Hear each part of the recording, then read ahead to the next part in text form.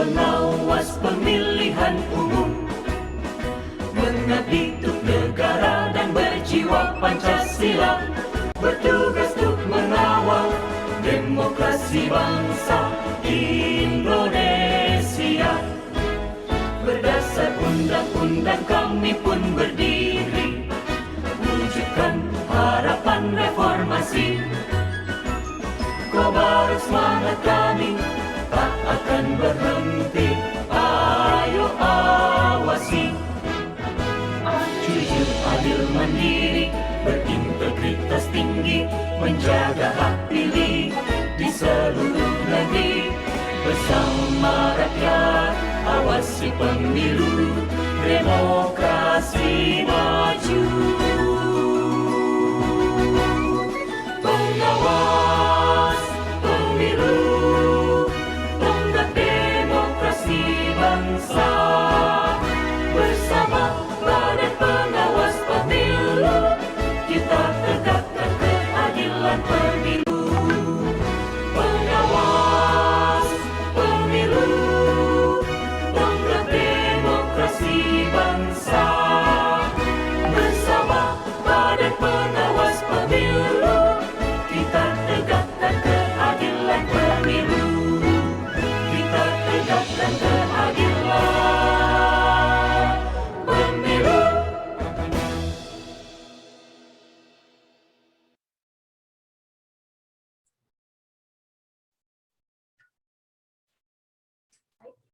Selanjutnya, sambutan yang akan disampaikan oleh Korbit SDM Bawaslu Provinsi DKI Jakarta kepada Ibu Siti Rahman, kami persilahkan.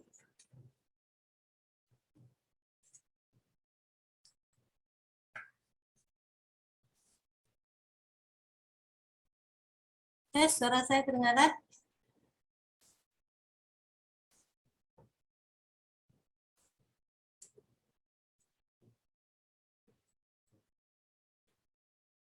Selamat datang Ibu Betty Epsilon Idrus,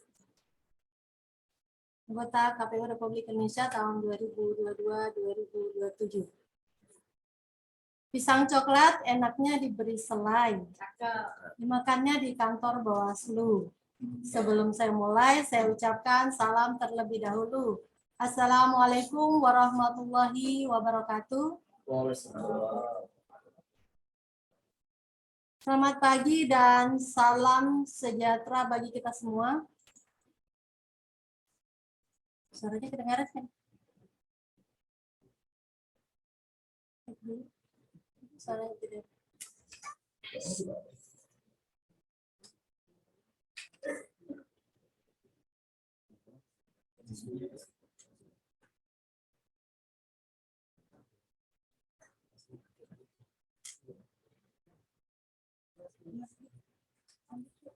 Yang saya hormati Ibu Betty Epsilon Idrus yang telah join di Zoom meeting kita kali ini.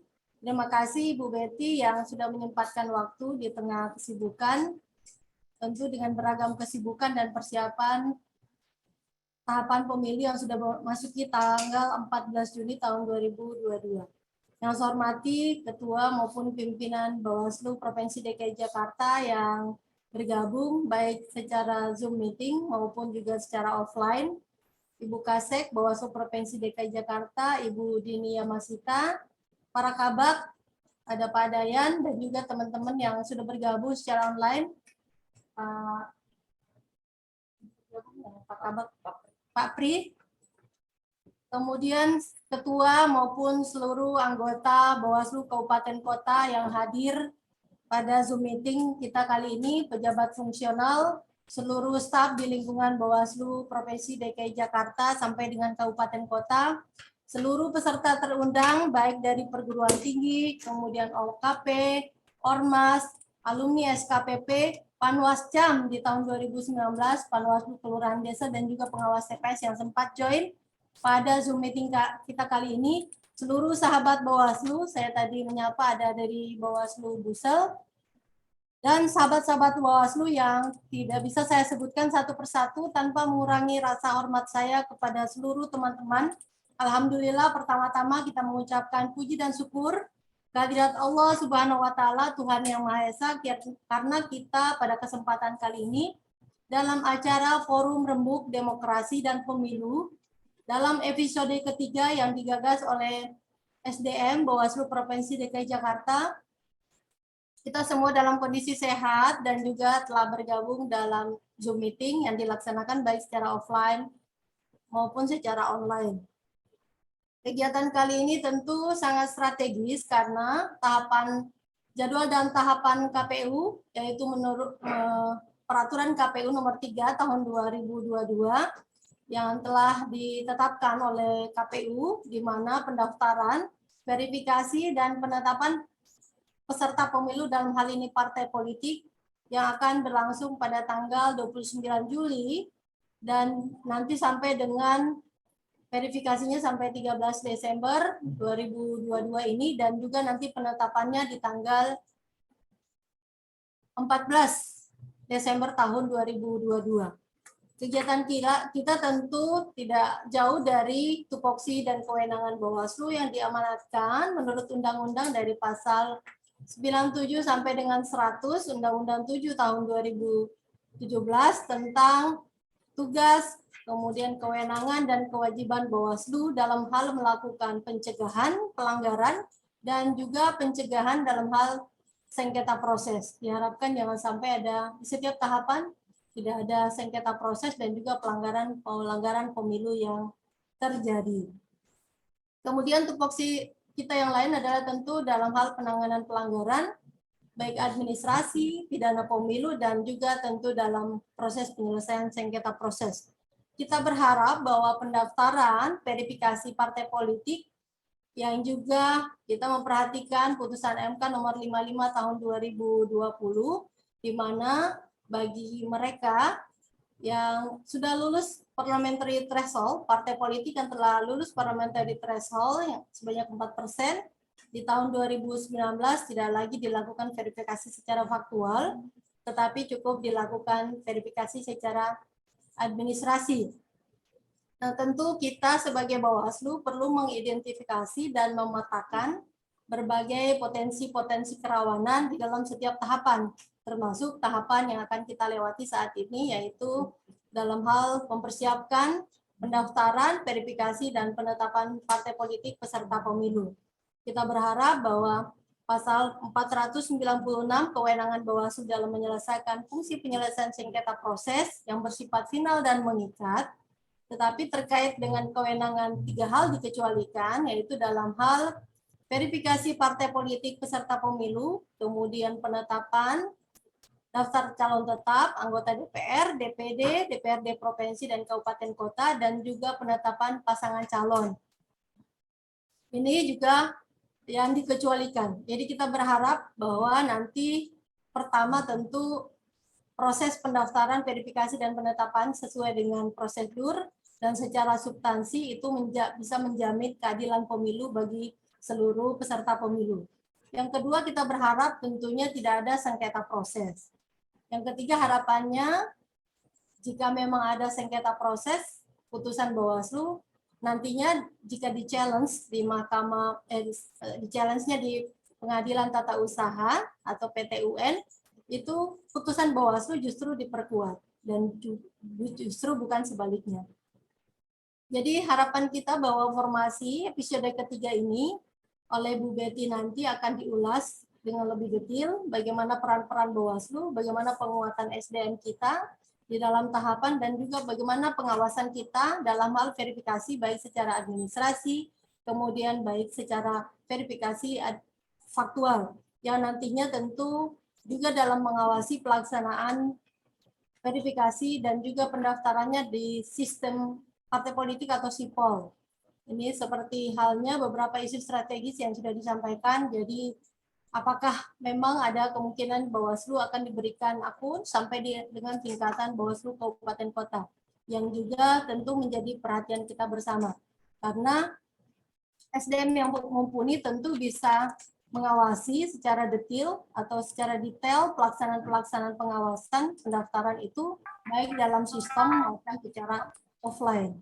Nah, harapan ini tentu menjadikan formasi di episode ketiga ini memperkuat kapasitas SDM kita di seluruh Bawaslu Provinsi DKI Jakarta, dan juga tidak terkecuali bagi sahabat-sahabat Bawaslu yang juga bisa dan juga mengikuti proses-proses pencegahan yang bisa dilakukan.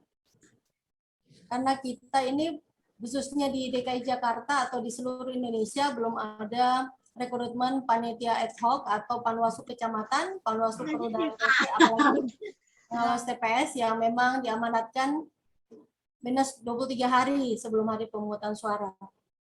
Jadi proses kami melibatkan seluruh lapisan masyarakat, perguruan tinggi, OKP, dan Ormas yang bisa mengawasi proses pendaftaran, verifikasi, dan juga pada proses pelaksanaan penetapan partai politik peserta pemilu.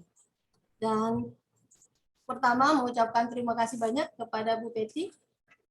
Dan terakhir saya pantun, sungguh manis kelezatannya mangga gincu buah durian. Terima kasih seluruh sahabat-sahabat Bawaslu yang telah join, yang tidak sempat saya sebutkan namanya satu persatu. Terima kasih khusus pimpinan KPU RI, Bu Betty Epsilon Idrus, yang sudah menyempatkan waktunya untuk memberikan penguatan SDM di lingkungan Bawaslu Provinsi DKI Jakarta agar kita semakin mantap dalam mengawasi prosedur dan juga dalam setiap tahapan terkhusus pendaftaran, verifikasi, dan juga penetapan partai politik peserta pemilu. Harapan kita semua bisa berjalan, tidak ada sengketa yang ditimbulkan akibat penetapan partai politik peserta pemilu, dan semua berjalan lancar, damai, dan tentu kita berharap bahwa keadilan pemilu selalu ditegakkan di setiap tahapan penyelenggaraan pemilu, agar pemilu kita berjalan lebih demokratis, jujur, adil, dan sesuai dengan prinsip penyelenggaraan pemilu, yaitu mandiri, jujur, adil, berkepastian hukum, jujur, adil, proporsional, profesional, terbuka, tertib, efektif, efisien, dan akuntabel.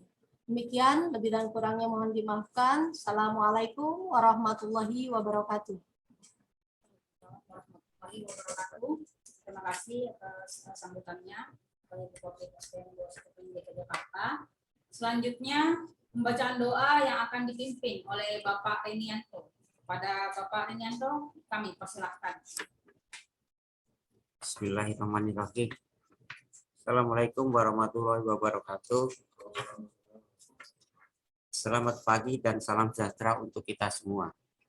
Marilah sejenak kita bersama-sama menundukkan kepala, bermunajat kepada Allah Subhanahu wa Ta'ala agar kegiatan kita hari ini diberkahi dan bisa berjalan dengan lancar. Izinkan saya memimpin doa dengan cara agama Islam. Bapak, Ibu, Saudara sekalian, mohon berkenan untuk menyesuaikan sesuai dengan keyakinan masing-masing. Mari awali dengan bacaan Al-Fatihah. A'udzubillahiminasyaitonirrajim. Bismillahirrahmanirrahim. Alhamdulillahirabbil alamin. Arrahmanirrahim. Maliki yaumiddin. Iyyaka na'budu wa iyyaka nasta'in. Ihdinas siratal mustaqim. Siratal ladzina an'amta 'alaihim ghairil maghdubi 'alaihim waladdallin. Bismillahirrahmanirrahim. Allahumma sholli ala sayyidina Muhammad wa ala ali sayyidina Muhammad. Ya Allah yang Maha Pengasih Penyayang,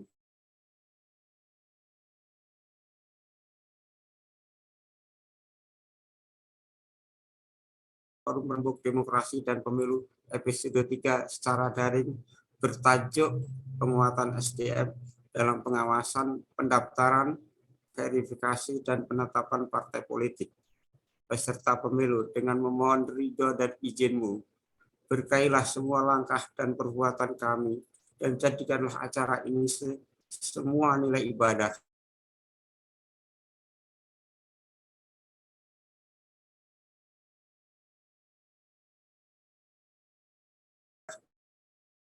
dan nenek ilmu yang bermanfaat yang magang lidah kami, dan berikanlah kepada bangsa ini dengan bimbingan dan ridho-Mu. Ya Allah yang Maha mengetahui yang gaib, bimbinglah kami dengan hidayah-Mu. Berkailah kami selalu dengan takdir-Mu, dan jadikanlah hati kami selalu ridho dengan pemberian-Mu. Ya Allah yang Maha Pengasih dan Penyayang, berikanlah kami kesehatan, kekuatan, serta lindungan-Mu, sehingga kami dapat mengikuti acara ini dari awal hingga akhir. Robbana atina fid dunya hasanah wa fil akhirati hasanah wa qina adzabannar. Walhamdulillahirabbil alamin. Amin ya robbal alamin. Assalamualaikum warahmatullahi wabarakatuh. Waalaikumsalam. Baik, demikianlah pembukaan acara kita pada pagi hari ini. Selanjutnya memasuki acara inti, yaitu pemaparan materi oleh narasumber kita pada pagi hari ini, yang sekaligus diskusi dan tanya jawab yang akan dipandu oleh moderator kita pada pagi hari ini. Kepada Bapak Salman Al-Farisi kami persilahkan.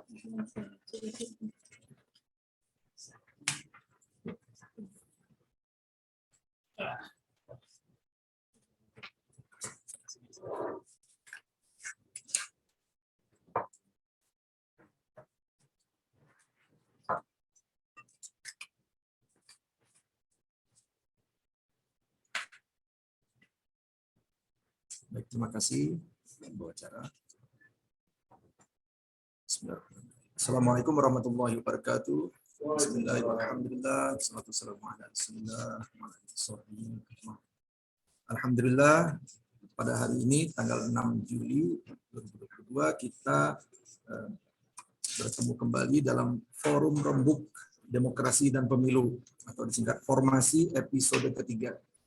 Mudah-mudahan kita akan diberi Allah Subhanahu wa taala kesehatan dan juga kecernihan pikiran sehingga kita bisa berembuk di sini. Dan dalam hal ini saya tidak lupa izin Bu, kita akan mulai.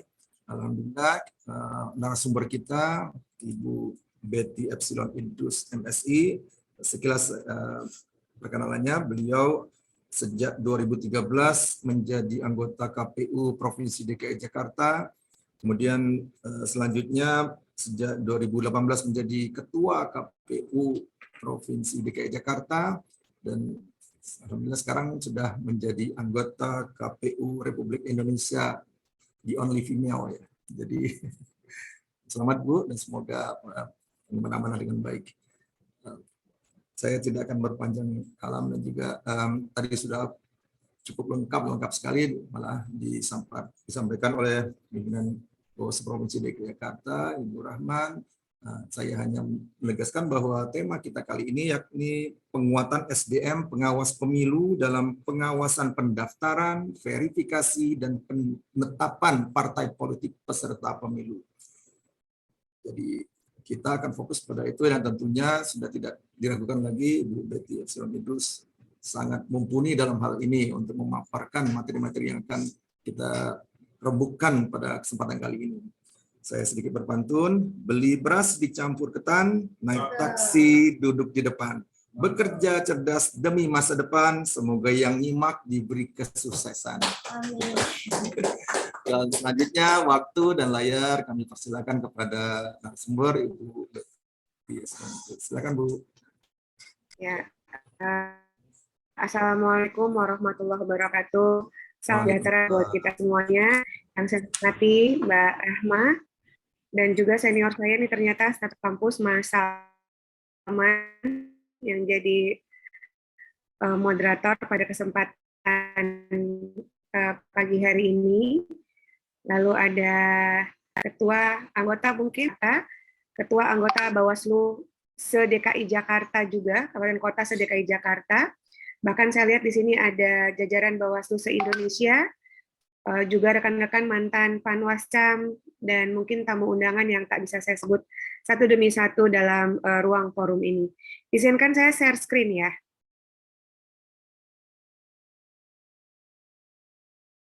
Kelihatan dengan baik, Bapak Ibu sekalian? Ya, jelas Bu. Lanjut Bu. Saya akan bicara soal pendaftaran, verifikasi, dan penetapan partai politik peserta pemilu untuk pemilu tahun 2024. Jadi tadi benar sekali bahwa tahapan sudah kita launching secara bersama-sama 14 Juni 2022 yang lalu, dan dalam waktu dekat kita akan memasuki tahapan pertama yang melibatkan eksternal adalah pendaftaran, verifikasi, dan penetapan partai politik peserta pemilu. Nah, dalam dalam keputusan yang sudah dikeluarkan oleh KPU Republik Indonesia, dalam hal ini kami sudah mengeluarkan peraturan KPU soal tahapan pemilu tahun 2024, yang mana kami membaginya untuk putaran pertama dan juga kemungkinan jika ada putaran kedua. Nah, 14 Juni tahun 2022 ditandai dengan awal tahapan ini dimulai, dan kemudian yang kedua terkait dengan penganggaran juga ada di situ, dan yang ketiga adalah persiapan sumber daya manusia KPU Republik Indonesia dan jajarannya. Dan juga nomor yang berikutnya adalah pemuktahiran data pemilih dan penyusunan daftar pemilih. Kami akan mendapatkannya di 14 Oktober tahun 2022 sampai dengan sejak 45, di mana time sequelnya sudah diatur dalam ketentuan Undang-Undang 7 tahun 2017. Bapak Ibu sekalian, pendaftaran dan verifikasi peserta pemilu sebagaimana topik yang akan kita bicarakan pagi ini, pengumumannya akan dimulai 29 Juli 2022. Jadi secara resmi akan dimulai 29 Juli 2022, tapi pendaftaran akan dibuka tanggal 1 sampai dengan tanggal 14 Agustus 2022. Setelah melalui beberapa rangkaian verifikasi, administrasi, dan verifikasi faktual, maka akan ditetapkan peserta pemilu sebagaimana bunyi undang-undang itu 14 Desember tahun 2022. Lalu kemudian setelah kita tetapkan peserta pemilu untuk pemilu nasional dan juga parlok, partai lokal di Aceh untuk pemilu DPRD, provinsi, dan DPRD kota, maka langkah berikutnya kami akan melakukan penetapan jumlah kursi dan penetapan dapil, tapi tidak untuk DKI Jakarta. Ini luar DKI Jakarta, terutama untuk DPRD kabupaten kota, selain yang ada di DKI Jakarta, karena kekhususan DKI Jakarta tidak ada pemilihan untuk anggota DPRD di tingkatan kabupaten kota. Pencalonan akan dimulai di 19 Oktober 2023 untuk presiden, DPD-nya dimulai lebih awal karena ada verifikasi yang harus dilakukan untuk anggota DPD berbeda dengan peserta lain, yaitu dimulai 6 Desember 2022. Ketiganya, yaitu 5 kotak suara, selain DKI Jakarta ada 4 kotak suara, itu akan kita tetapkan bersamaan pencalonannya tanggal 25 November 2023. Artinya akan ada daftar calon tetap untuk presiden dan wakil presiden, daftar calon tetap untuk anggota DPR, DPRD provinsi, dan DPRD kota, dan juga calon tetap untuk calon anggota DPD, Dewan Perwakilan Daerahnya. Masa kampanye, Bapak Ibu sekalian, berbeda dengan pemilu 2019 yang lalu, hanya 75 hari saja, dimulai 3 hari sejak ditetapkan peserta pemilunya, calon daftar tetapnya, yaitu 28 November 2023 sampai dengan tanggal 10 Februari 2024. Hari yang dimaksud untuk penyelenggaraan tahapan adalah hari kalender, bukan hari kerja. Lalu kemudian masuk masa tenang 3 hari, 11 sampai dengan tanggal 13 Februari. Lalu kemudian tungsurannya sendiri, pemungutan dan penghitungan suaranya sendiri 14 Februari, sebagaimana yang sudah dicanangkan sebelumnya. Lalu akan ada penghitungan suara, menambah 1 hari, sebagaimana putusan Mahkamah Konstitusi 14 dan 15 Februari, lalu kita recap hasil penghitungan suara berakhir secara nasional 20 Maret 2024. Nah, ini penetapan hasil pemilu dan kemudian pengucapan sumpah dan janji. Jadi kita akan punya DPR dan DPD baru hasil pemilu tahun 2024 itu 1 Oktober 2024. Presiden dan Wakil Presiden dilantik 20 Oktober 2024, sebagaimana sequel waktu pelantikan untuk DPR, DPD, dan Presiden dan Wakil Presiden. Untuk DPRD Provinsi, itu disesuaikan dengan akhir masa jabatan masing-masing anggota. Kalau ada putaran kedua, maka pemungutan suaranya itu tanggal 26 Juni 2024, sekitar 4 bulan setelah hari H pemungutan suara di 14 Februari 2024. Nah, Bapak Ibu sekalian, saya kembali kepada topik. Bapak Ibu tentu sudah mengetahui, tidak semua partai politik berbadan hukum itu bisa ikut menjadi peserta pemilu tahun 2024. Persyaratannya ada di Undang-Undang 7 tahun 2017, dan pasal 173 ayat 2. Berstatus badan hukum yang sejauh ini berdasarkan surat yang disampaikan oleh Kemenkumham, ada sekitar 75 partai politik yang sudah berbadan hukum. Lalu kemudian memiliki kepengurusan di seluruh daerah provinsi, 100% provinsi, kepengurusan 75% paling sedikit di jumlah daerah kabupaten kota dari provinsi yang bersangkutan, paling sedikit 50% jumlah kecamatan di daerah kabupaten kota yang bersangkutan, menyertakan paling sedikit 30% keterwakilan perempuan pada kepengurusan parpol tingkat pusat, dan memperhatikan 30% keterwakilan perempuan pada kepengurusan parpol tingkat provinsi dan kabupaten kota. Memiliki anggota minimum 1.000 orang atau 1/1000 dari jumlah penduduk pada kepengurusan tingkat kabupaten kota yang dibuktikan dengan kepemilikan KTPL atau surat keterangan. Jadi nanti kita menyesuaikan bunyinya dengan Dirjen Dukcapil, karena kita akan mendapatkan datanya DAK 2 yang menjadi dasar ini, untuk kemudian kita bisa tentukan 1.000 atau 1/1000-nya, berapa jumlah anggota minimum. Lalu kemudian memiliki kantor tetap untuk pengurusan pada tingkatan pusat, provinsi, dan kabupaten kota, sampai berakhirnya tahapan pemilu, lalu kemudian mengajukan nama, lambang, dan tanda gambar kepada KPU, menyerahkan nomor rekening atas nama parpol, tingkat pusat, provinsi, dan kabupaten kota kepada KPU. Bapak Ibu sekalian, sejauh ini sudah 34 partai politik calon peserta pemilu nasional yang memiliki akun Sipol sampai dengan 5 Juli pukul 5 kemarin. Jadi apakah masih bisa bertambah? Sangat bisa bertambah kepada partai politik yang berbadan hukum untuk meminta akun untuk Sipol, dan 6 partai politik lokal calon peserta pemilu yang ada di Aceh. Ini ke-34 yang sudah mengambil akun Sipol. Bapak Ibu bisa baca sendiri karena cukup banyak. Ada 34 plus 6 partai politik lokal Aceh. Nah, apa yang membedakan terkait dengan prosedur pendaftaran dan verifikasi partai politik peserta pemilu untuk 2024? Pertama, perubahan jadwal pendaftaran. Sebelumnya pemilu 2019 hanya 7 hari, sekarang menjadi 14 hari. Lalu kemudian surat keterangan domisili tidak disyaratkan, cukup menggunakan nanti formulir model F status kantor parpol. Jadi surat keterangan domisili dari kelurahan dan kecamatan tidak disyaratkan. Lalu kemudian berikutnya adalah ketentuan pengurus parpol yang rangkap jabatan internal partai politik, itu menjadi kewenangan partai politik itu sendiri.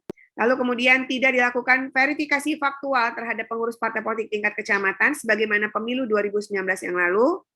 Bukti keanggotaan partai politik melampirkan KTP elektronik atau kartu keluarga sebagaimana hasil diskusi kami dengan Dirjen Dukcapil, dan menyerahkan nomor rekening dana kampanye pemilu atas nama partai politik kepada KPU pada setiap tingkatannya.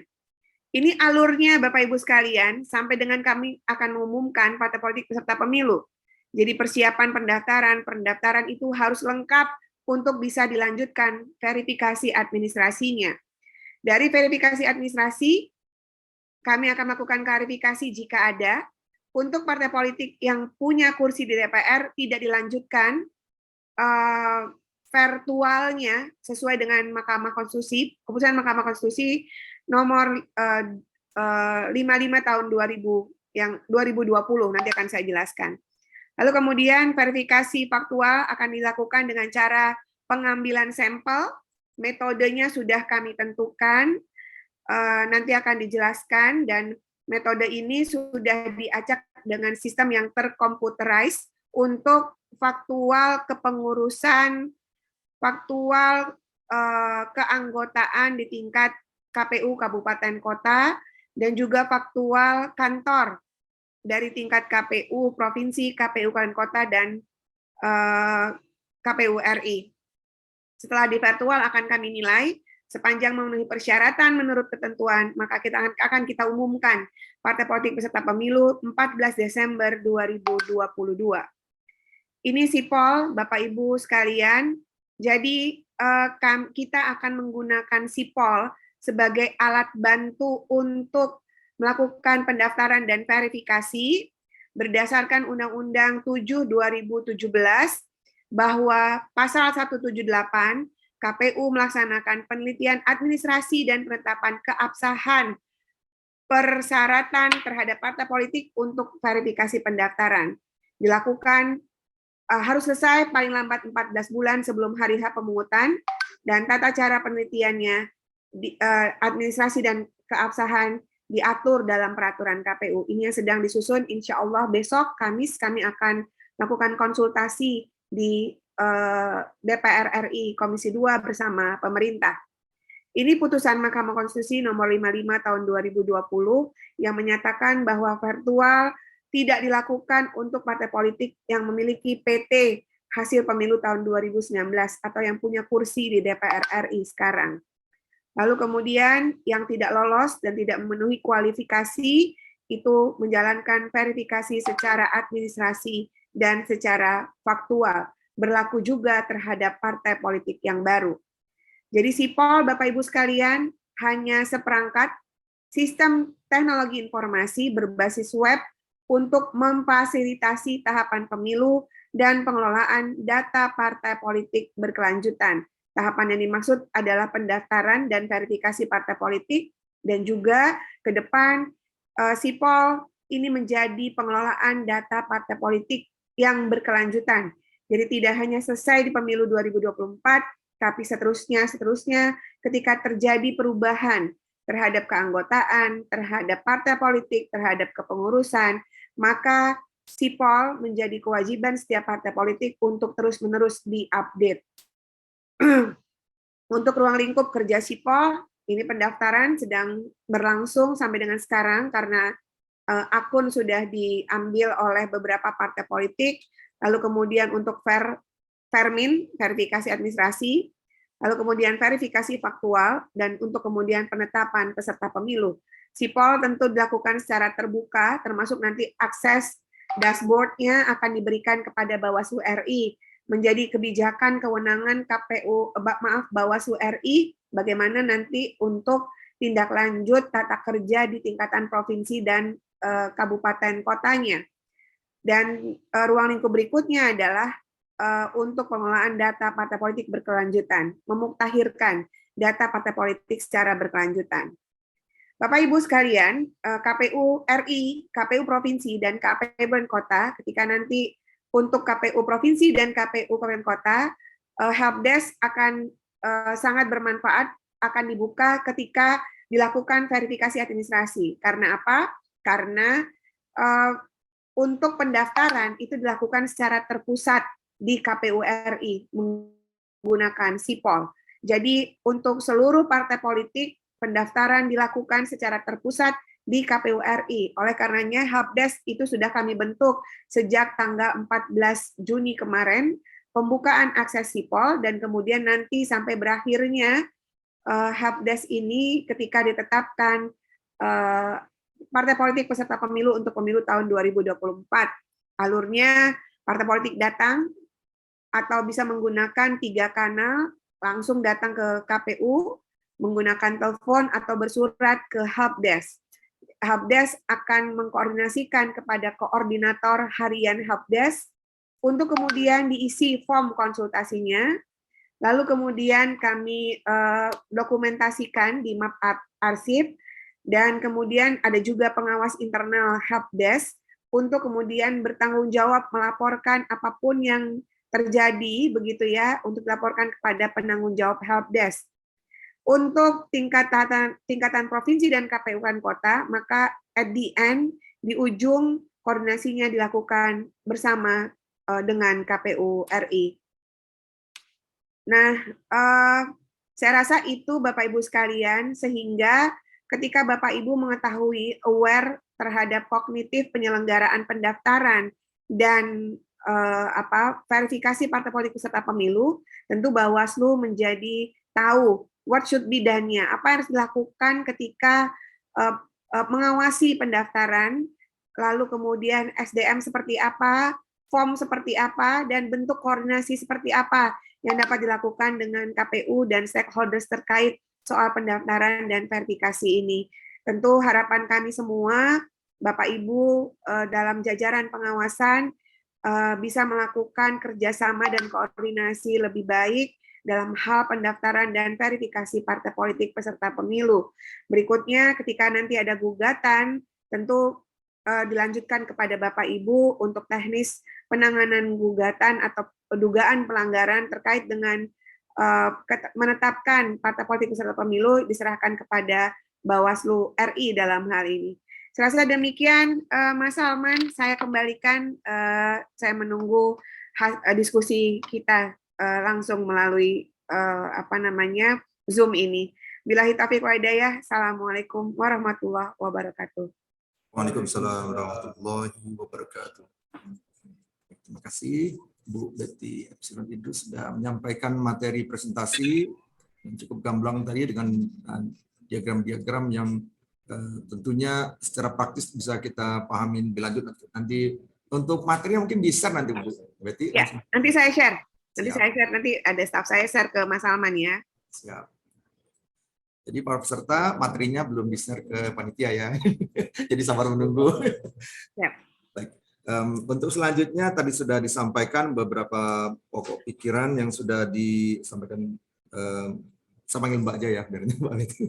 Jadi dalam hal ini pendaftaran itu sudah dimulai ya, nanti sudah akan dimulai tanggal 1 sampai tanggal 14 Agustus ya, berarti masih ada waktu 1 bulan lagi berarti. Secara resmi demikian, tapi sipol sudah bisa diakses sejak tanggal 25 Juni yang lalu, Mas. Oh, 25 Juni. Oke. 25 Juni berarti sipol ini memang sifatnya terbuka, jadi apabila punya akses tentunya sudah bisa untuk memantau ya untuk sipol ini, karena wajib tadi disampaikan oleh Mbak Betty tadi bahwa itu wajib diupdate itu untuk sipol, jadi mungkin nanti perlu ada tata kerjanya juga nanti di kota ya. Pemutahirannya ya. Ya, pemutahiran datanya. Kan kita update ya. Jadi mungkin nanti concern kita memang ternyata tidak semua parpol ya, jadi hanya 34 parpol yang sudah dan 6 parpol lokal yang sudah punya sipol ya, berarti yang selebihnya itu belum ada ya Mbak Betty ya. 75 parpol kan yang terdaftar itu, yang 34 yang sudah punya sipol. Kita masih menunggu, masih membuka. Oh, masih membuka ya. Oke, siap. Iya, kita masih membuka kesempatan sampai dengan 14 Agustus kalau ada permohonan terkait dengan sipol ini, Mas. Oke, siap. Oke, baik, terima kasih. Untuk selanjutnya, kalau dalam hal ini, dalam forum rembuk ini banyak peserta ini sudah, nanti mungkin teman-teman dari panitia bisa bantu nanti siapa yang bisa, mungkin prosesnya hanya raise hand dulu ya, raise hand ada di situ ada ikon raise hand pada aplikasi Zoom ya. Jadi untuk memudahkan kita untuk tertib dalam berzoom ria ini. Jadi mungkin peserta kalau ada yang ditanyakan, ada yang perlu dibahas, silakan untuk raise hand, melakukan raise hand. Jadi ada ikon raise hand itu, silakan untuk peserta. Kita mungkin batasin 3 orang dulu. Silakan nanti panitia dibantu bila ada yang raise hand. Baik, silakan serta kami tunggu untuk pendalaman materi.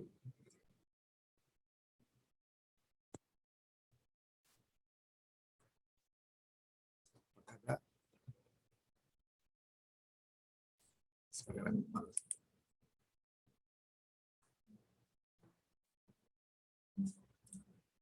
tema kita kali ini adalah penguatan SDM, pengawas pemilu dalam pengawasan pendaftaran, verifikasi, dan penetapan partai politik peserta pemilu.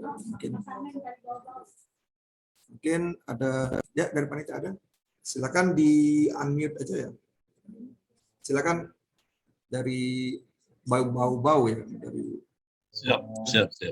Silakan. Oke, baik. Terima kasih Bang Moderator atas kesempatan yang diberikan kepada kami. Pertama, kami menyampaikan apresiasi dan terima kasih atas forum yang DKI Jakarta secara berturut-turut 3 kali diselenggarakan, dan alhamdulillah secara kontinu kami juga tetap berpartisipasi di setiap segmen forum demokrasi pemilu DKI Bawaslu DKI Jakarta. Saya secara pribadi menyampaikan apresiasi dan terima kasih atas pencerahan yang disampaikan oleh pimpinan KPU RI Ibu Betty Epsilon Idrus, mohon perkenalkan diri, saya Sarmin dari Bau-Bau. Mungkin singkat, saya menangkap apa yang disampaikan oleh pimpinan KPU RI terkait dengan persoalan sipol yang kemudian kalau kita kembali ke flashback pada pemilu 2019 kemarin sempat ada hal yang cukup dinamis terkait persoalan akurasi kemudian Bawaslu. Kalau tidak keliru kemudian juga ada persoalan yang secara teknis terkait dengan pendaftaran partai politik melalui sistem sipol. Yang kemudian ini berpotensi menimbulkan karena di dalamnya nanti bagaimana kemudian sipol secara sistem atau sebagai website yang menjadi sarana bagi KPU RI yang kemudian untuk melakukan memfasilitasi calon peserta pemilu dalam pelaksanaan pemilu 2024. Pertanyaan kami misalnya adalah bagaimana kemudian menyangkut persoalan sipol secara teknis bisa memverifikasi persoalan pendanaan. Karena tidak bisa kita pungkiri dari sekian jumlah partai politik yang hari ini terdaftar di Kemenkumham, kurang lebih ada 75, itu bisa saja ada anggota yang kemudian juga secara bersamaan terdaftar di partai politik tertentu. Atau yang kedua, ada keputusan Mahkamah Konstitusi nomor 55 bahwa partai politik yang lolos parliamentary threshold tidak perlu dilakukan pemutihan secara faktual.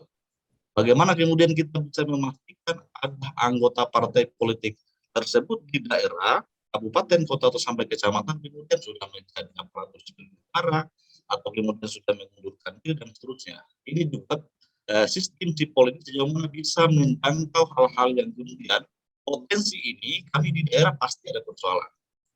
Misalnya persoalan kegandaan, persoalan misalnya kantornya yang sudah tidak ada di tempat dan seterusnya. Ini kadang banyak fenomena. Kadang partai politik yang ada di RI punya perwakilan di DPR RI, tetapi kadang di daerah tidak ada perwakilannya. Yang kemudian juga berdampak partai yang bersangkutan sudah tidak bisa akses di mana sekretariatnya, di mana lagi berkantor, pengurusnya seperti apa. Karena ini secara simultan KPU di daerah tidak ada jangkauan kemudian bisa mengetahui secara pasti keberadaan partai politik yang kemudian secara faktualisasi nanti bisa kita lakukan untuk partai politik yang ada perwakilan di parlemen.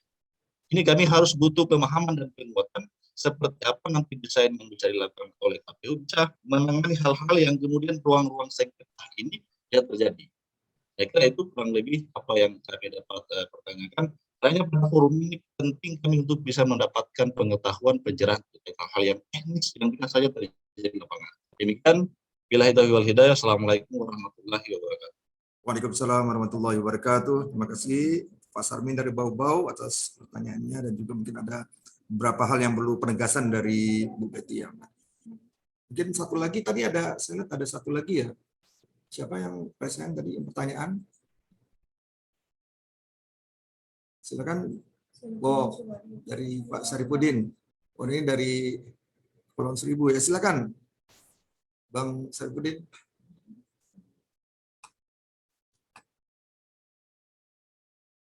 Silakan di unmute.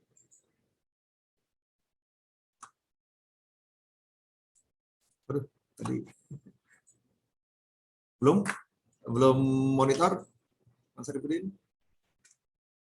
Baik, kalau gitu kita lanjut dulu dengan Bu Betty. Silakan Mbak Betty ditanggapin dulu tadi terkait dengan pertanyaan, bukan mempersoalkan tapi penegasan ya, bagaimana prosesi dari sipol ini sehingga meyakinkan masyarakat bahwa walaupun tidak diverifikasi, apalagi nanti diverifikasi gitu hingga ke daerah gitu. Mungkin nanti ada beberapa hal yang perlu penegasan dari Bu Betty. Silakan Mbak Betty.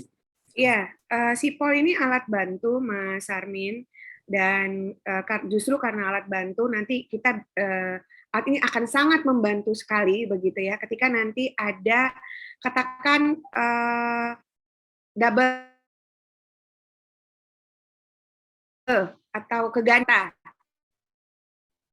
dari Sabang Sanin NIK sekian tercatat sebagai anggota partai X misalnya gitu ya.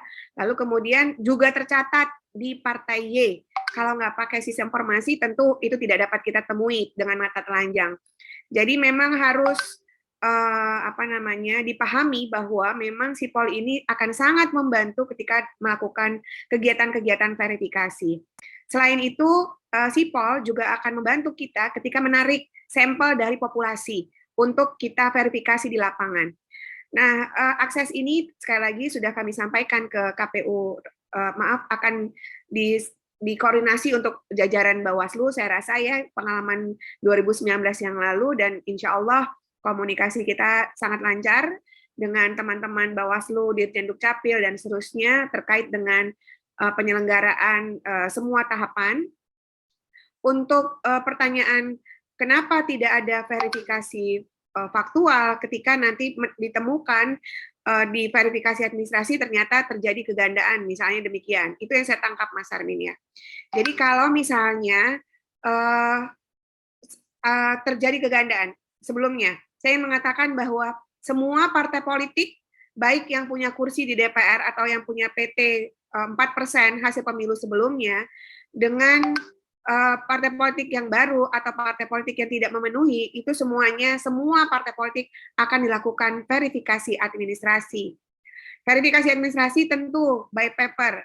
Intinya adalah kalau persyaratannya antara lain 1.000 atau per 1.000 anggota ditandai dengan KTP L dan juga KTA, maka secara administrasi semua partai politik harus input dalam Sipol.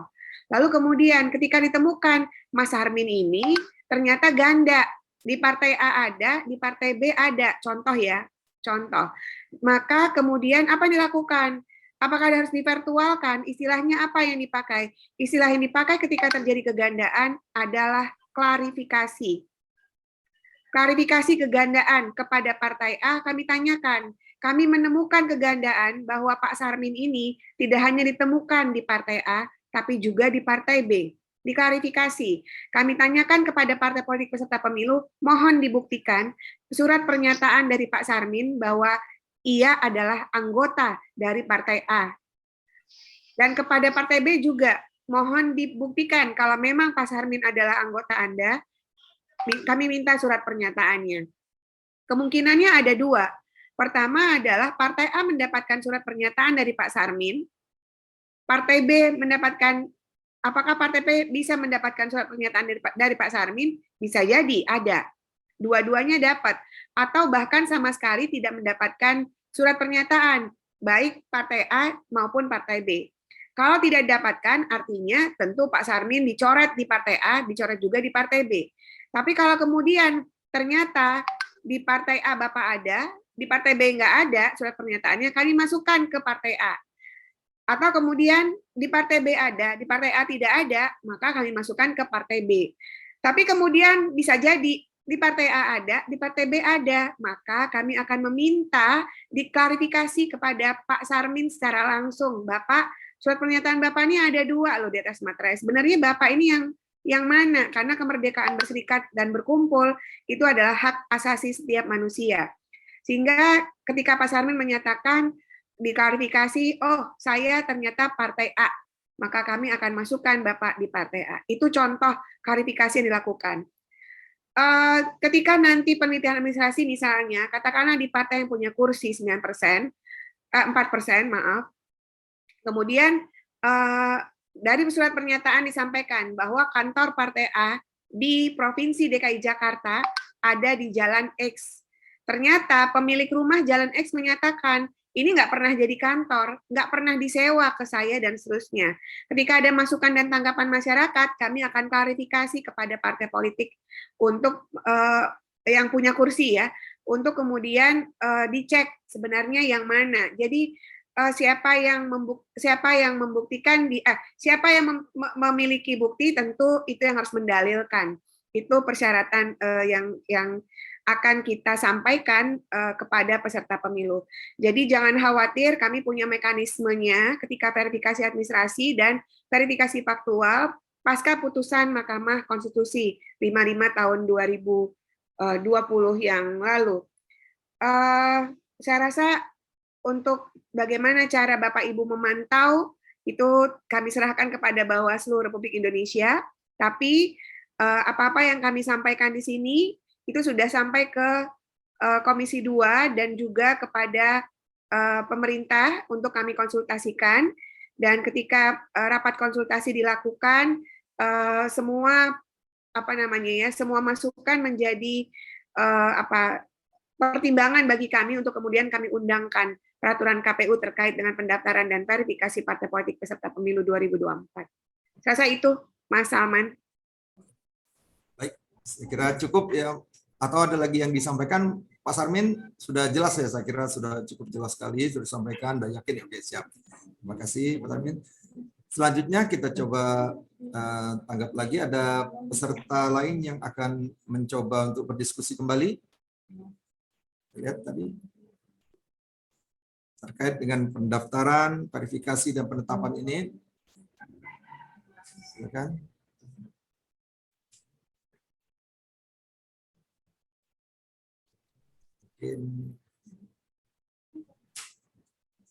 Baik, panitia, ada yang menanyakan kembali?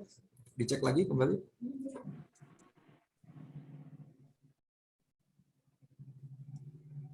Tadi sudah disampaikan oleh Mbak Betty bahwa Sipol ini yang akan menjadi andalan ya untuk memudahkan kita, teknologi ini tentunya memudahkan kita sehingga hal-hal yang terlihat rumit dan menjelimet gitu nanti kita coba untuk memantau. Jadi dari Bawaslu mungkin bukan hanya memantau tapi nanti mengawasi juga prosesinya, apakah ini akan terjadi kepastian, kejelasan dari sisi hukum terutama ya juga. Apakah boleh nih, silakan, ada yang mau bertanya? Silakan. Silakan dari Jakarta Timur ya. Pak Saroji, boleh? Silakan Pak Saroji. Waktu layar.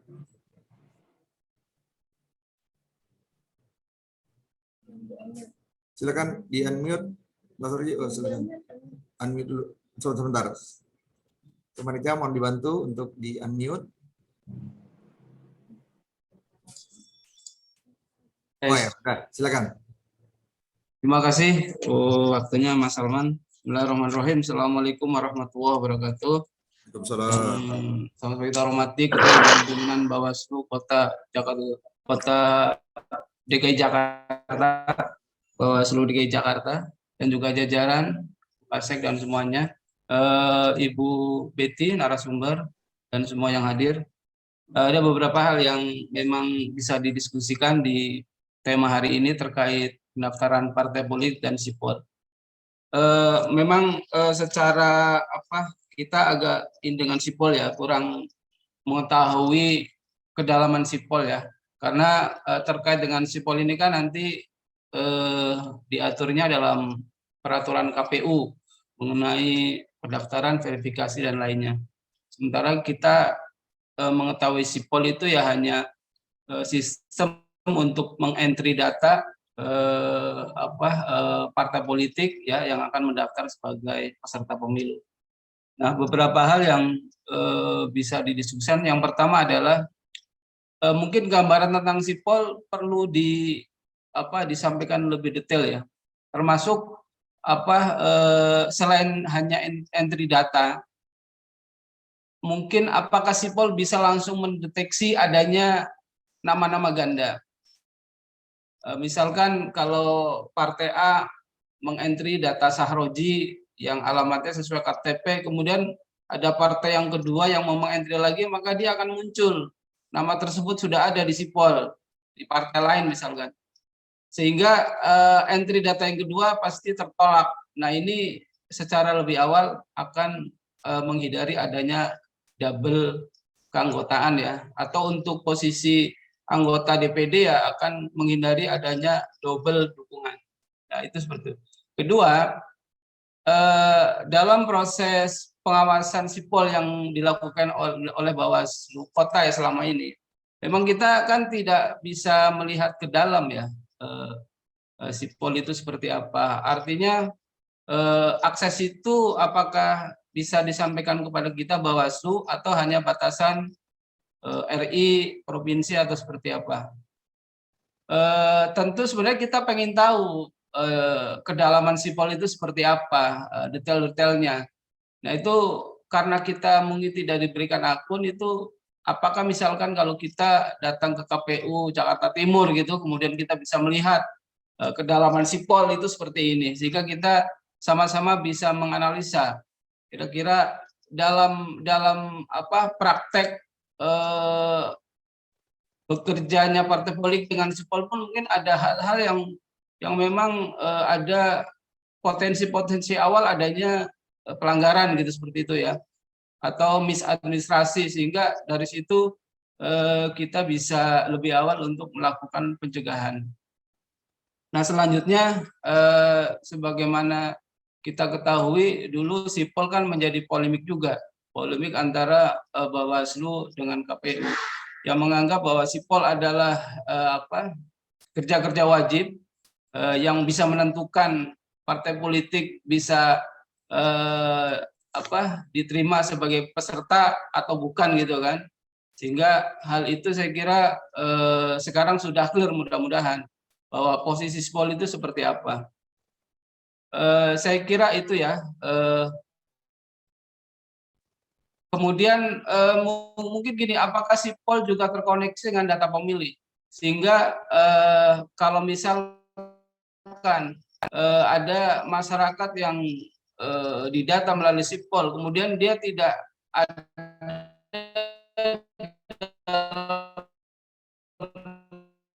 daftar pemilih, belum masuk dalam data pemilih, sehingga KPU bisa langsung mengentry data itu sebagai data pemilih. Saya kira itu Bu Betty yang bisa mungkin diperjelas dan didiskusikan pada hari ini. Terima kasih, mohon maaf kekurangan dan kelebihannya. Assalamualaikum warahmatullahi wabarakatuh. Waalaikumsalam warahmatullahi wabarakatuh. Baik, Mas Roji, terima kasih.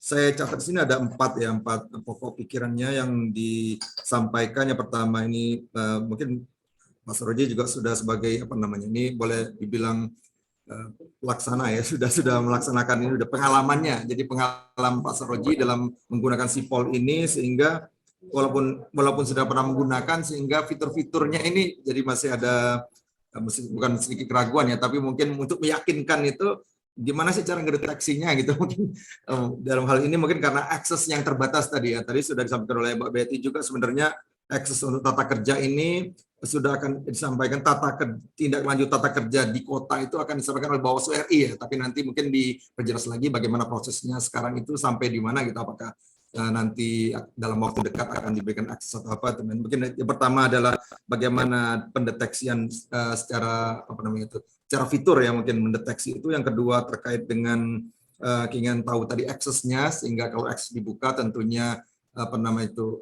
informasi yang diperoleh juga menjadi lebih lengkap gitu. Mungkin yang ketiga terkait dengan polemik, ini juga sudah disampaikan di Mbak Betty, sebenarnya tadi dijelaskan lagi terkait dengan polemik antara Bawaslu KPU yang terjadi belakangan beberapa tahun lalu, itu mungkin sudah bilang sudah clear ya, tapi nanti bagaimana kita lihat untuk penegasannya itu. Yang keempat itu terkait dengan sipol dan data pemilih ini, apakah nanti ada connect itu sehingga kita tahu bahwa pemilih ini terkait dengan parpol mana gitu, mungkin nanti seperti itu. Silakan Mbak Betty disampaikan, Pak. Terima kasih. Ya, terkait dengan penggunaan sipol, apakah tadi sudah bisa ngedetect langsung begitu ya? Jadi ada 4 proses tadi Mas Saroji kita sampaikan.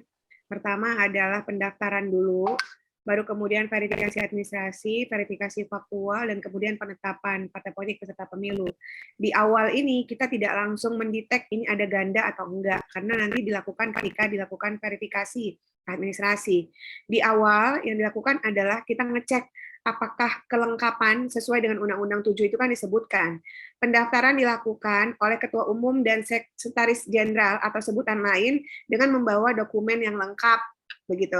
Nah, kelengkapan inilah yang kemudian akan kita nilai. Jadi penilaiannya di awal ketika pendaftaran adalah lengkap tak lengkap. Setelah lengkap, baru lanjut ke verifikasi administrasi. Tadi ada alurnya yang saya sampaikan. Jadi di verifikasi administrasi, baru kemudian kita tahu sistem alertnya langsung jalan. Ini ada yang double, ada yang triple, atau mungkin bisa 4 kali dalam setiap partai politik. Inilah yang kemudian akan kita lakukan tindak lanjut setelahnya. Kita menemukan bahwa secara administrasi ada persoalan. Dan ini yang kemudian harus diklarifikasi kepada partai politik peserta pemilunya. Lalu kemudian kedalaman sipol sepanjang sepengetahuan saya memang kami memberi akses Bawaslu RI terhadap dashboard yang dimiliki, karena data ini kan bukan data yang belum dimiliki oleh KPU, karena dia masih terus-menerus bertambah, berkurang, diubah, dan seterusnya, dan seterusnya. Jadi sekali lagi saya ulangi, untuk tata kerja pengawasan di tingkatan Bawaslu, saya rasa bukan kewenangannya kami, nanti Bawaslu RI yang kemudian akan mengeluarkan tata caranya, termasuk teman-teman KPU Kabupaten Kota juga tidak bisa akses langsung, Mas Sahroji, diakses nanti ketika melakukan verifikasi administrasi dan verifikasi faktual di lapangan. Jadi teman-teman itu akan akan mendownload. Jadi item-item apa yang harus di-download ketika ada verifikasi kegandaan, lalu kemudian kantor secara faktual, dan seterusnya, dan seterusnya. Jadi mereka bekerja all by system. Jadi sistem nanti akan untuk sudah diatur untuk Bawaslu pada fitur apa, partai politik pada fitur apa, dan seterusnya sampai dengan kabupaten kota. Saya rasa itu untuk apakah terkoneksi dengan data pemilih begitu ya. Sementara yang kami koneksi adalah untuk ketika menemukan persoalan nanti oleh KPU Kabupaten Kota ketika harus diverifikasi administrasi adalah cek NIK. Kami sudah mendapatkan akses cek NIK se-Indonesia, Dirjen Dukcapil per hari Selasa minggu yang lalu sudah terjadi penyerahan cek NIK oleh Dirjen Dukcapil kepada Sekjen KPU Republik Indonesia, dan mudah-mudahan depan juga DAK 2 akan kita peroleh terbaru per 30 Juni tahun 2021 itu pada tanggal 12 Juli tahun 2022. Saya rasa itu ya untuk kesimpulannya. Baik, saya kembalikan ke Mas Arman. Ya, makasih Mbak Betty. Saya kira udah cukup ya Pak Saroji, sudah dijelaskan secara gampang. Nanti kita akan menunggu. Oke, sip. Mungkin satu orang lagi yang kita coba beri kesempatan untuk memperdalam materi. Silakan Bu Ardana ya dari Selatan. Silakan Bu, waktu dan layar.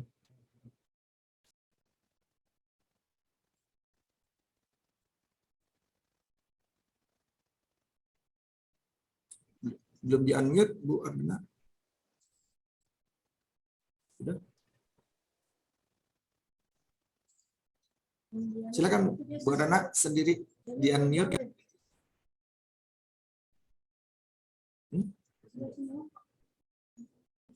Silakan Mbak Ardana, silakan di-unmute sendiri gitu.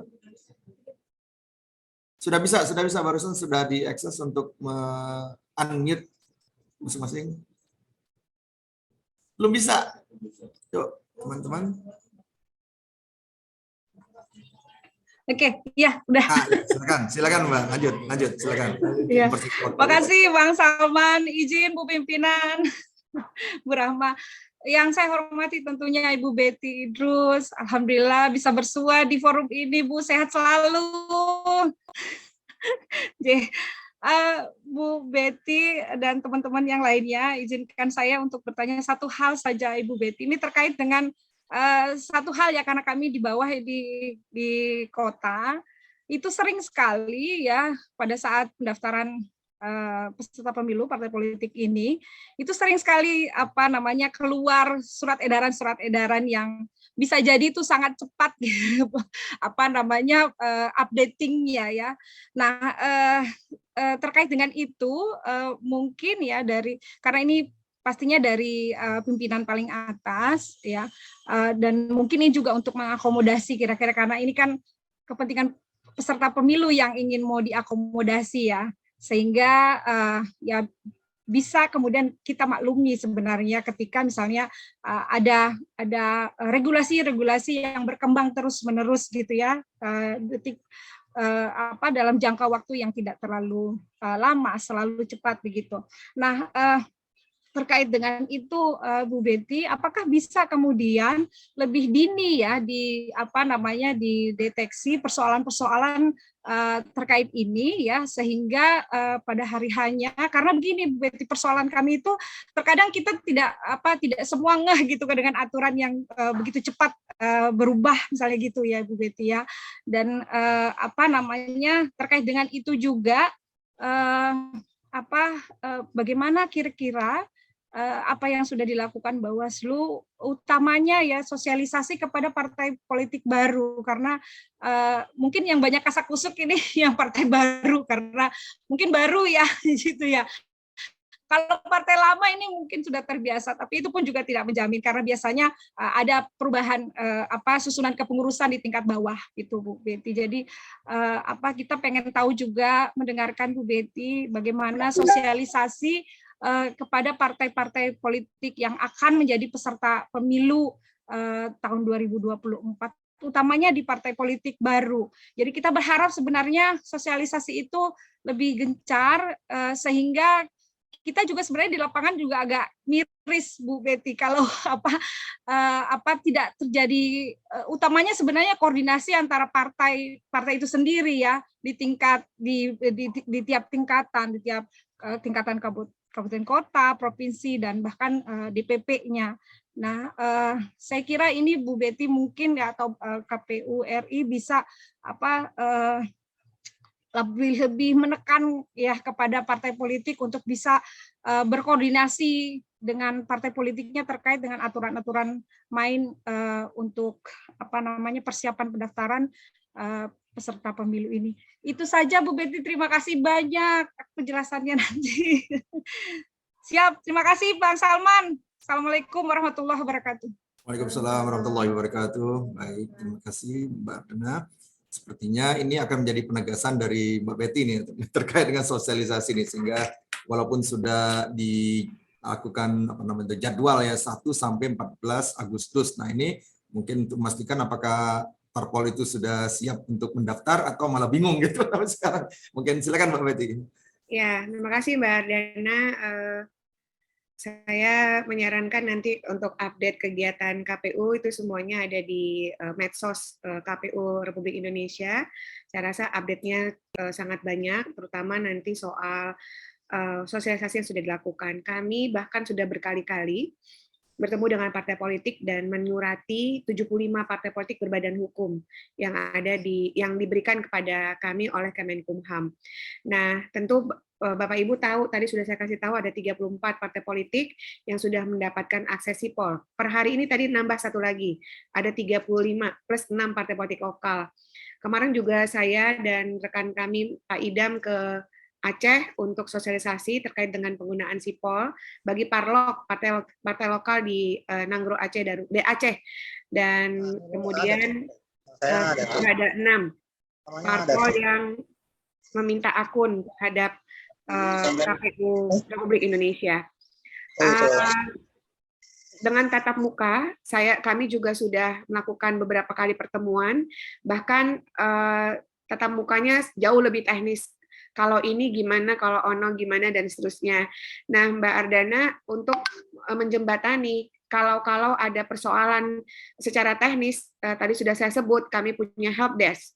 Jadi sementara ini helpdesk ada di KPU Republik Indonesia, bahkan helpdesk kami bekerja Sabtu Minggu juga gitu ya. Jadi setelah 14 Juni tahun 2022 peluncuran 20 bulan sebelum hari pemungutan suara, KPU se-Indonesia, KPU RI, provinsi dan kabupaten kota itu melakukan piket untuk bekerja setiap hari walaupun ada hari liburnya. Jadi ada piket bahkan sampai 24 jam.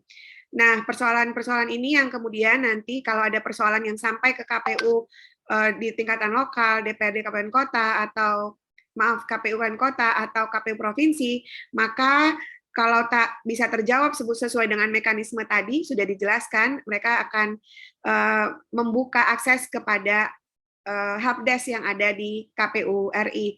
Sekali lagi 24 jam teman-teman sudah bekerja secara piket di KPU se-Indonesia, RI, provinsi, dan KPU kabupaten kota. Mungkin ada rekan-rekan KPU di sini sudah hadir, mereka kebagian piket kapan itu juga sudah kita siapkan dengan surat edaran Sekjen. Terkait dengan surat edaran yang keluar begitu ya, tentu kondisinya situasional. Jadi karena ini situasional, kalau memang tak perlu keluar ya tak perlu keluar. Tapi mungkin secara teknis terjadi perdebatan, saya rasa, atau terjadi perbedaan tafsir untuk menjelaskan duduk perkara, dan saya rasa bisa dikeluarkan lewat surat edaran. Sekali lagi sifatnya situasional. Terkait dengan perubahan-perubahan yang terjadi terhadap produk keputusan kami atau produk peraturan, Bapak Ibu sekali lagi bisa cross-check di jdih.kpu.go.id. Saya rasa itu Bapak Ibu, justru walaupun belum diumumkan, akses sipol sudah banyak diterima oleh partai politik, terakhir ada sekitar 35+6 dari Parlok. Saya rasa itu, Mas. Oke, baik, terima kasih Mbak Betty. Kalau boleh nih satu lagi pertanyaan nih, sepertinya dari Sultra nih, nanti ada yang tanya Mbak Betty ya. Boleh terakhir ya. Ya, boleh.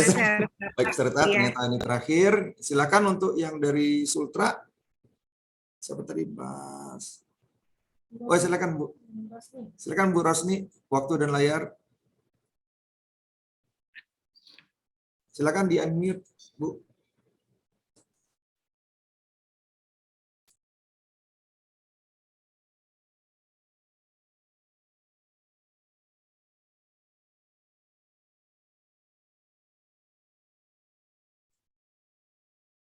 Silakan Bu. Nah ya udah, silakan.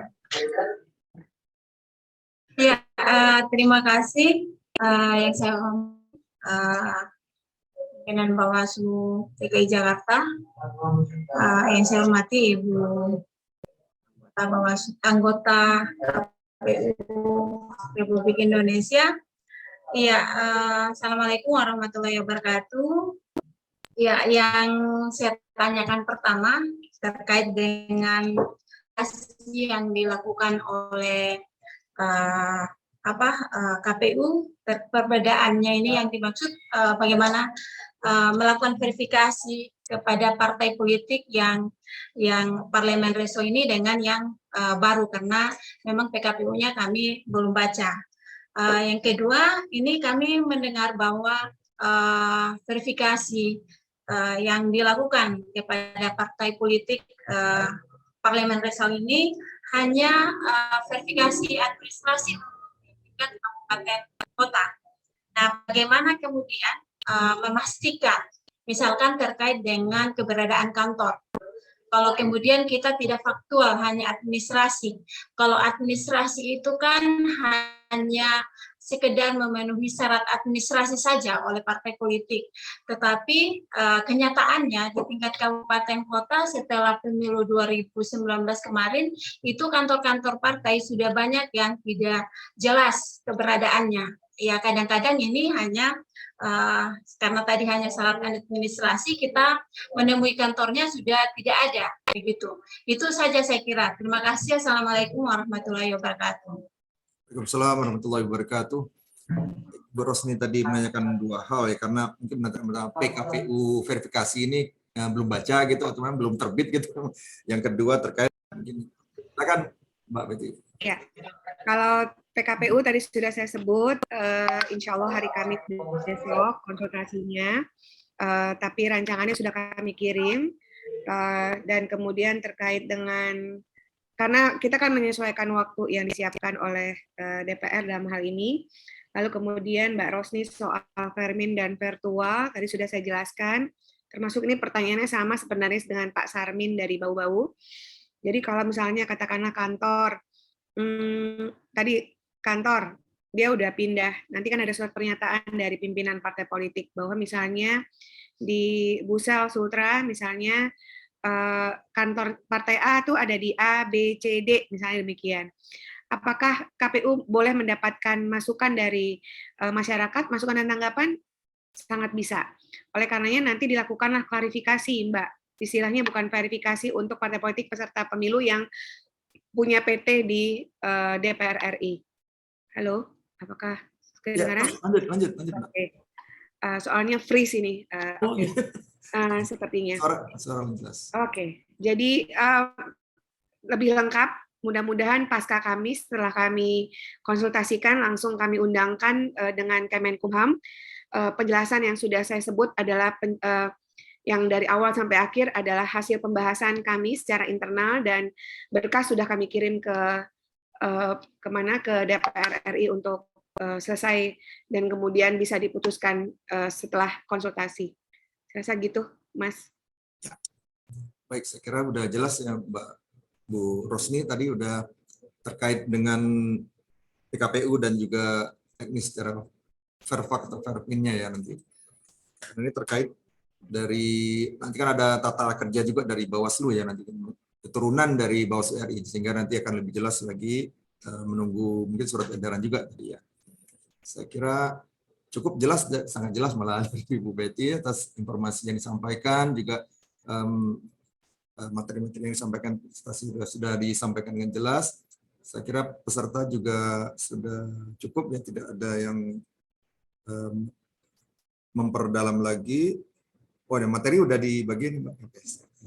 Materi presentasi sudah ada di kolom chat, silakan untuk mendownload ya. Sekali lagi kami ucapkan terima kasih banyak atas kesediaannya Mbak Betty untuk bergabung dengan forum rembuk kita terkait dengan demokrasi dan pemilu di tahun 2022 ini untuk pemilu 2024 nanti. Mudah-mudahan sukses selalu Mbak Betty dan diberi kesehatan untuk melaksanakan tugasnya. Amin. Siap. Terima kasih ya Mbak Rahma, Mas Salman. Ya. Mudah-mudahan bermanfaat. Mbak Betty. Oke, siap. Pantun. Mbak Betty, saya pantun. Oh, oke. Mangga. Jalan-jalan ke Karagosi. Tidak lupa beli oleh-olehnya. Terima kasih pada Bu Betty. Sharingnya sangat manfaat. Terima kasih ya semua. Semoga nanti bisa bergabung lagi sharing selanjutnya. Insya Allah. Sehat selalu. Siap. Terima kasih banyak Bapak Ibu semua. Saya pamit. Saya harus ada rapat. Billahi taufiq wal hidayah. Assalamualaikum warahmatullahi wabarakatuh. Waalaikumsalam warahmatullahi wabarakatuh. Selamat bekerja, Mbak Betty.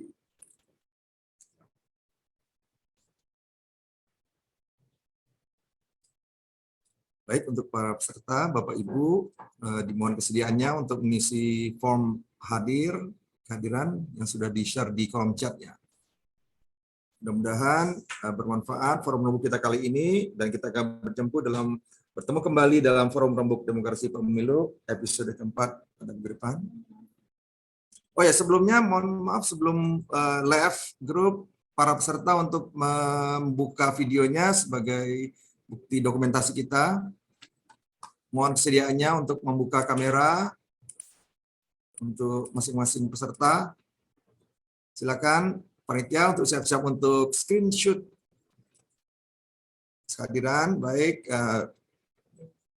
silakan kita sudah siap panitia untuk screenshot. Oke, siap. Oke, kita mulai 1, 2, 3 halaman pertama.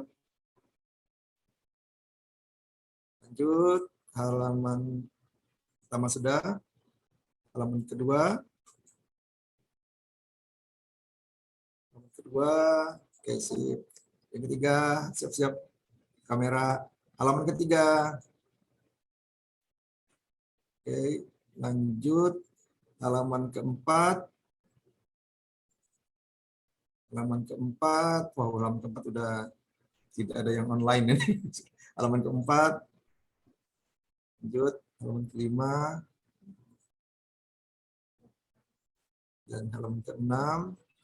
Oh, sudah semua, halaman ketujuh lah. Oke. Baik, terima kasih Bapak Ibu yang kami hormati sudah bergabung dalam forum rembuk demokrasi dan pemilu episode ketiga kali ini.